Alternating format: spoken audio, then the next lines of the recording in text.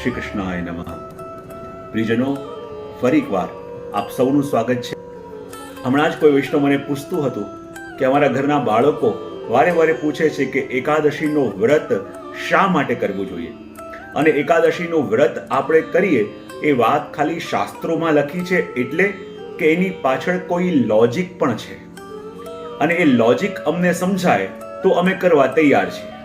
તો જુઓ, આપણે ત્યાં ઋષિ મુનિઓએ, આપણા શાસ્ત્રોએ જે પણ કરવાનું કહ્યું છે એની પાછળ આધ્યાત્મિક કારણોની સાથે સાથે એક સ્વસ્થ રીતે જીવન જીવવું એની એક સિક્રેટ પણ રહેલી હોય છે.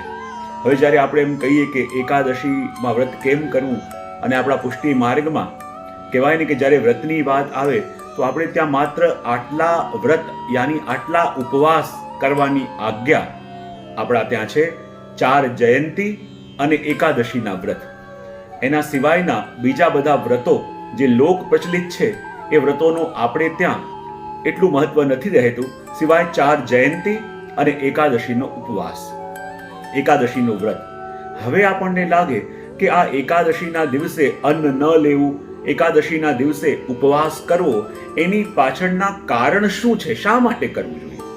અને પ્રશ્ન ન જાગતો હોય તો મનમાં જાગવો પણ જોઈએ. આજે યુવાનો જ્યારે પ્રશ્ન પૂછે તો માતા પિતા કહે છે કે ના, આવું ન પૂછાય, આમ ન કહેવાય.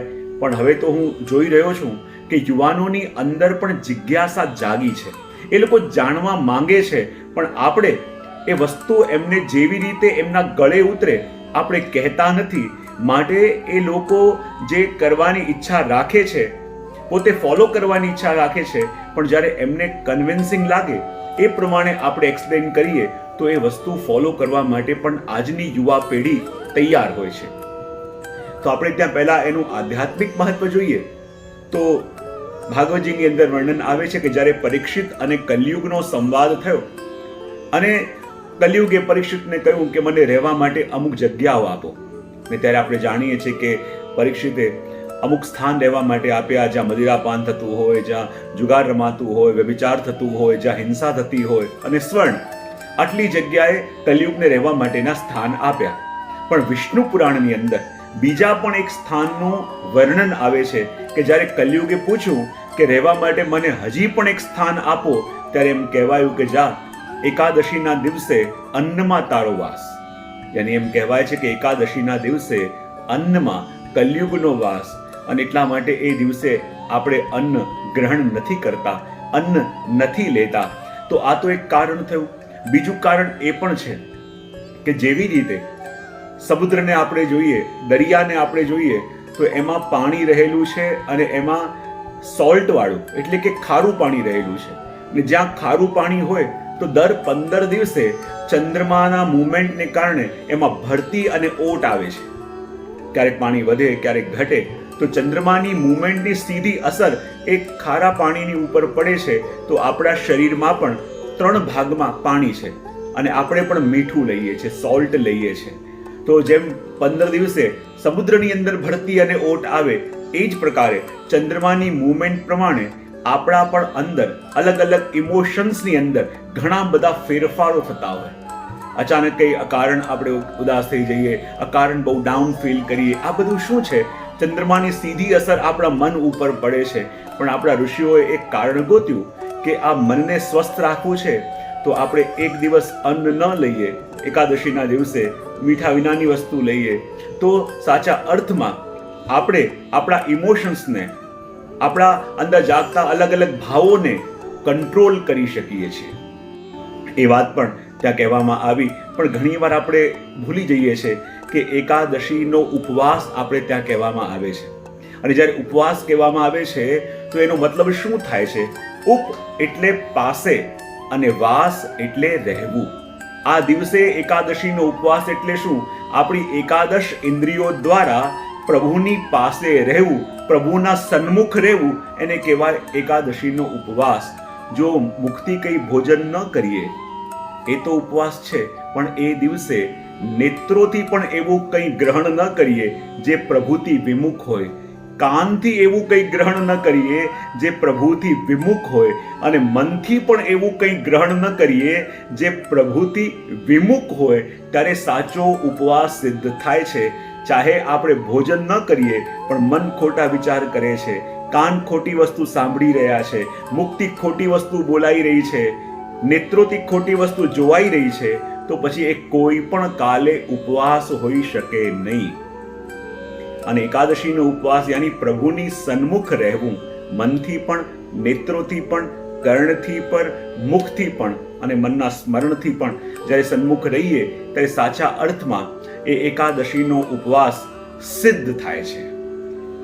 લોજિકલી આપણે વાત સમજીએ તો આપણે ત્યાં કહેવાય છે કે શરીરની અંદર, આ શરીરને કેટલાક ચિંતકો કહે છે કે આ પણ એક મશીન જેવું છે. અંદરના બધા સ્પેર પાર્ટ્સ પોતાના સમયે પોતાની રીતે કાર્ય કરતા હોય, પણ આ એકમાત્ર મશીન દુનિયાની એવી છે કે જેની અંદર ઓટો રિપેરની ક્ષમતા છે. આપણા શરીરના અંગોની અંદર પ્રભુએ એવી શક્તિ આપી છે કે કોઈ પણ પ્રકારનો રોગ આપણા શરીરમાં જાગે છે તો એનું નિદાન કરવાની શક્તિ પણ આપણી અંદર રહેલી છે. પણ આપણા શરીરના જેટલા પણ અંગો છે ને, એના બે ફંક્શન હોય છે, બે રીતે કામ કરે છે. યા તો એ ભોજનને પચાવવાનું કામ કરતા હોય, યા પછી આ શરીરના રોગોને હીલ કરવાનું, શરીરના અવયવોને રક્ષિત કરવાનું, સુરક્ષિત કરવાનું, એને રિપેર કરવાનું.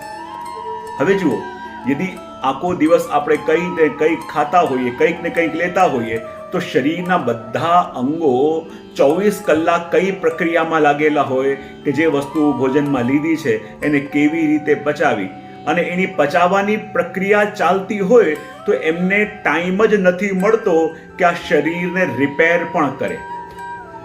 એટલે આજકાલ ઉપવાસની અને ફાસ્ટ કરવાની એક આખી થેરેપી ડેવલપ થઈ છે, અને એ લોકો એમ કહે છે કે અઠવાડિયામાં પણ એક દિવસ આપણે પૂરો ઉપવાસ કરીએ તો એમ કહેવાય છે કે કેન્સર સુધીના જે સેલ હોય છે એ આપોઆપ આપણા શરીરની અંદર રિપેર થવા લાગે.